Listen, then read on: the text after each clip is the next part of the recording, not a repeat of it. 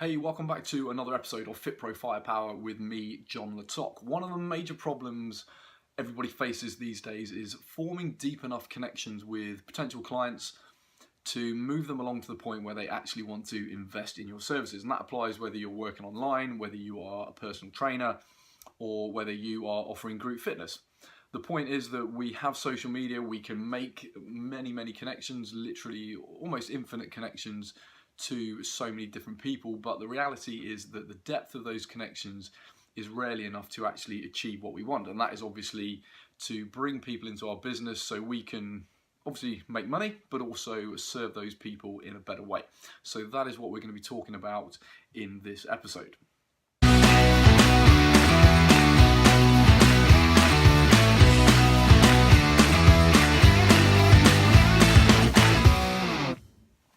Okay, so what I want to talk about today is creating opportunities and events to invite people to actually come and spend time with you in a face-to-face environment. I say face-to-face, that does also include things like webinars where people are actually on the call live with you, they can interact with you, and they can actually form a deeper connection. They may actually be able to ask you questions, you can reply to those questions, and they feel like they are actually working with a real life coach. As we know, social media is great. We can get our message out there to a point, but unfortunately there are so many messages being thrown out there. There's so much noise that people are rarely connected. They're pretty much scrolling through. They might watch 10 seconds, 30 seconds, a minute. And that's great. They might get that spark and think, yeah, this guy, this girl knows what he's talking about, he or she. But realistically, we still have a long way to go in actually getting them to a point where they say, yeah, I actually want to invest in this, both in terms of time and money. So what I want to put to you is that you want to start creating things that you can actually invite people to, either online or, like we said, in real life. And this can be an entire spectrum of different kinds of events. We could be talking about a webinar, like we said, online. We can be talking about bringing them into, say, a 1 hour talk. I've done plenty of those kind of talks on everything from fat loss to sleep to how to program for exercise and the key mistakes that they're making. And then we might sort of increase the commitment. We say, okay, we're going to invite people to maybe a series of talks. I've done this in businesses where they come to 3 talks over the course of 3 weeks. So I think it was, Monday lunchtime, Tuesday lunchtime, whatever it is. These guys would come in. I'd start with a mindset talk. I wanted to kind of set the scene about why the other things I was going to talk about in terms of exercise and nutrition, why they were important, and then gave them tasks to do over the next 7 days. Then the next talk was nutrition. So we went into the basics of nutrition, and again, why certain things are important, why things they hear may be true, they may be false, what was the actual, the real approach that they should be taking with their nutrition. And then the third step was to talk about exercise. And obviously when we get to the point of exercise, and we're talking about the key things that people should be doing if they want to lose body fat, that's what we're talking about mainly when we go into a sort of office environment, and probably most of your prospective clients, when we talk about what they should be doing and how if they're just going into the gym and making up stuff, it's not going to work. It then gives us that opportunity to obviously sell them onto our services. In terms of what we're talking about today, we can then take that a step further and say, well, now that I've had that talk with you, the business paid for me to go in, but essentially to the employees, it was free for them to come along and listen. Now, rather than just jumping in and saying, right, sign up for my program, here's what an annual membership is, we can then have something else to invite them to. We say, look, come along to a trial. It's a 7-day trial. I've also run 21-day trials. On that note, I always found that 21 days worked better because, as you know, if you run fitness camps or even personal training, pretty much any kind of exercise routine, often the first 7 days are actually the worst. People are coming in, pretty much anything they do makes them walk like John Wayne. They're in pain, a bit of inflammation, especially if their diet's not very good at that point. So I always found that 21 days was much better because it gave them time to adjust. It gave them time to make the sessions part of their lifestyle. And by the end of those 21 days, they were ready to continue and were pretty much just ready to sign up. There wasn't really any selling that was involved. Okay, so we could talk about trials and how to structure those, but it's a bit of a deeper topic. My point today is that we are creating this kind of a ladder of things to invite people to with increasing levels of commitment, both in terms of time and effort. You know, at first they simply just have to sit there and listen to me talk about nutrition, mindset, training. Then from there we say, okay, look, if we're going to take this forward, you need to actually come and spend more time with me, come to my facility, come for a free personal training session, come for a 7-day trial, a 21-day trial, whatever it might be. And then obviously from there, we are looking to actually get them onto a paid service. So there are so many ways that you can structure, so many things you can create. It can be a half-hour talk, an hour talk, it can be 3 talks. It can be maybe like a 7-day course. Maybe you're going to say to them, right, well, I'm going to do a live stream video on Facebook every day for 7 days on key topics. So again, you're making it habitual for them to turn up and listen to you and watch your videos. But for me, you know, most of you guys watching this are going to be personal trainers, group fitness trainers who have physical facilities. The key thing that you're trying to do is to get them into your facility, get you face to face with them, and to get them to start accepting that, yeah, this is something I want to do. I can see the benefits to me of signing up on your fitness camps, your boot camps, whatever it is. A key thing you want to think about is in terms of how do we structure these events and what is the point is, rather than thinking about it as I just want to give you information, I want to excite you about coming and working with me. Think of it more from the other end, is what are the key obstacles to me joining your fitness camp? We'll take that as an example.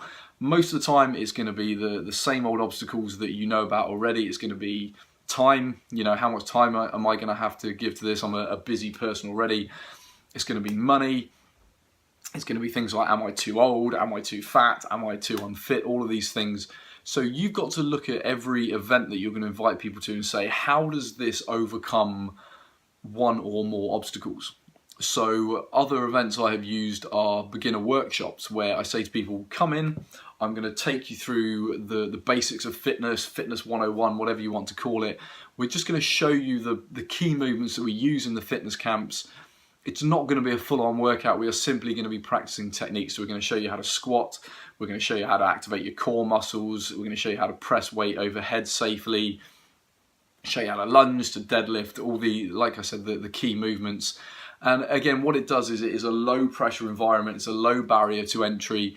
People start to realize that, oh, actually, yeah, I can do this stuff. These guys are good coaches. They're not kind of scary people. That can be another obstacle. People are shit scared of coming on your fitness camps because they think you're going to be some kind of crazy monster. So again, it overcomes that obstacle.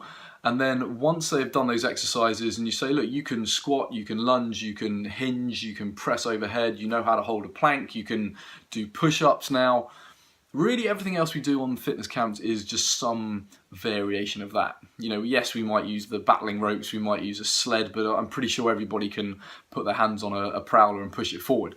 So you start to show them that actually they have the skills already to actually engage in this fitness camp. Okay, so we overcome yet another obstacle. All right, we've used other, on a grander scale, one of the things I created was the Guernsey Fitness Festival. And what we did with that was put on a series of events. So there was talks, there was like a 5K run, we had boxing sessions, and we took it right up to actually holding like Guernsey's Strongest Man and much bigger events. But the key part of that week that I want to sort of get across to you today is that there was events that people could come to, low barrier to entry, the money went to charity, and it gave us that opportunity to get people in and see what we did, feel what we did, get that more sort of emotional experience, get that connection. And then it was much, much easier to say to them, look, you know, one session is going to do nothing for you. Come along to the trial week. And again, we get back to that point of gradually selling people onto the actual sort of paid services. So you can structure this however you like. A lot of it is going to depend on your availability. You know, if you currently are working 6 in the morning till 9 at night, Monday to Friday, then you're probably going to want to look at maybe doing a Saturday or a Sunday workshop. You're definitely going to want to structure some kind of a trial. There is nothing better for getting people into your group fitness. Like I said, it's a low barrier to entry. People don't have to pay anything. They'll still be pretty scared about it, and that's something you should sort of overcome in how you're presenting it. Make sure they know that it's going to be a sort of low pressure environment, no expectations or anything like that, because even though it's not costing them anything money wise, often actually the fear of embarrassment is a lot more of an obstacle than the money side is for some people. So have a think about that. Have a think about what you can fit into your schedule for now. Start quite small. If you're not necessarily confident about talking in front of people, then practice. Do what I'm doing now. Get in front of a camera, put some videos out there on Facebook. People will react well to them, and you'll be like, okay, yeah, actually, I know what I'm talking about. I'm a fitness trainer. I do this every day. I've just got to present it in a different way. I'm going to stand up in front of people and present. Maybe keep it to a small group at first, so you don't feel that pressure. Just 5 or 6 people in the group. And then once you're more confident, you can build up to 10, 20, 30 people, as many people as you like. Like I said, you can do it for free. You can do it for charity, or we have charge for workshops. I'm saying, right, you're getting 2 or 3 hours of my time and giving you really, really good advice, and you're going to be able to sleep better for the rest of your life. That's worth paying money for. Most of the time you will find that free is better. Even charging a small amount and saying, it's only £5 and it's going to charity, or it's a £5 entry fee. There is often a very big difference between that and free. People love free stuff, and you need to think about this in the long term. Like, I know your knowledge is valuable. I know people should pay for your knowledge, but in terms of your business, you're not losing out. You might be thinking, I've got 20 people here. If I charge them £20, I could have made £400. Yes, but if out of those 20 people, even if one person signs up for an annual membership, you're going to be making however much. If you're charging, say, £80, £90 a month, if it's £80 a month, £960 for an annual membership. They might stay longer, they'll hopefully refer friends, they're going to buy supplements off you, and so on and so forth. Make sure you look at these events not just as individual entities, individual events, but what you can actually gain from them in the long term. You'll find that they are a lot cheaper. Giving up an hour or 2 of your time is going to be a lot cheaper than setting up Facebook ads and things like that, which are getting more and more expensive. And you'll find that they actually have a much better effect in terms of, like we said, the personal connection. You will sell a lot more people, a lot greater percentage of people who are in your seminar than you will from the connections, sort of clicks on Facebook and so on. Okay, I'm not saying don't use Facebook ads. You can obviously use them to get people into these events, but essentially your role is to get as many people in front of you in a personal setting as possible. Amazing things happen when you actually get in a room, you're actually listening to somebody in real life. Obviously videos like this are great. Hopefully you're getting a good feel from me. You can tell that this stuff's going to make a big difference to you. But I guarantee that if we were actually sat in a room, you could ask me questions, you just get that personal feel, it would have even more effect. Okay, so to summarize today's episode, I want you to go away and think about what can you create that you can invite people to. Have something to invite people to. Some people call it a stipt, something to invite people to. Start small. Make it part of your ascension ladder. So what I mean by ascension ladder is sometimes we talk about getting people to buy a low cost product, then we move them up to a higher cost product, and we keep moving them up to higher and higher priced services as they trust us more and they want better and better results. Think of it almost like the iceberg. The welcome mat product, maybe you charge them £7 for an ebook or something like that. That's almost like the surface level. Under the surface, we kind of have the free stuff. Get them into free things, maybe do a live webinar, then invite them to an in-person workshop if you can, then invite them to a 7 or a 21-day trial, and then we start moving them up into the sort of paid services. Okay, so that's it for today. Go away and have a think about that. Get those things going as soon as you can, and you'll be amazed at how many people who have been thinking about working with you for a very long time, all they need is to see you in person, get to ask you a few questions, and they'll sign up. Thanks for listening. Thanks for watching. I'm John Latok. This is Fit Pro Firepower. Make sure you subscribe to the podcast and the YouTube channel, and make sure you check out all the other episodes. See you soon.